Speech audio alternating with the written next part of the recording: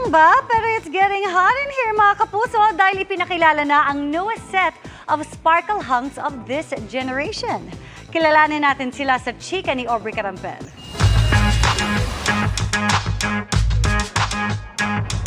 Mas lalong pinainit ang nakakapaso ng tag-init na hatid ng Sparkle Boys of Summer. Meet the new generation of Sparkle Hunks na sina Kelvin Miranda, Bruce Roland, Rahil Birria, Matthew Uy, Bradson Flores, Maclod Guadagna, Jeff Moses, Dustin Yu, Yasser Marta, Vince Maristella, Prince Carlos at Royce Cabrera. Sa inilabas na summer vlog ng Sparkle GMA Artist Center, makikita ang Sparkle Boys habang naglalaro ng street basketball. Ito nga raw ang kanilang way to beat the heat while having fun under the sun.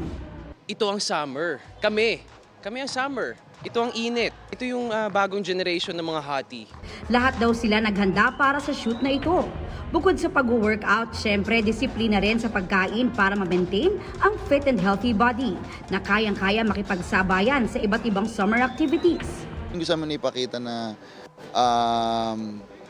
kaya natin maging summer ready. I feel like rene-represent namin yung youth na maging mas fit and healthy to inspire the upcoming generation of kids. I was a basketball player.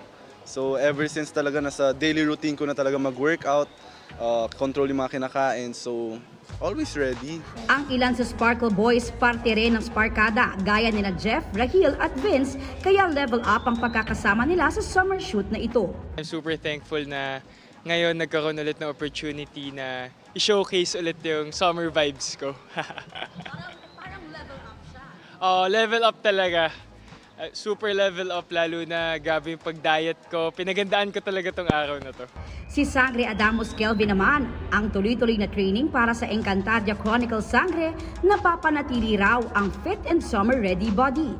Bukod sa basketball at pagbe-beach, isa raw sa summer activity na hilig ni Kelvin ay ang motorcycle riding.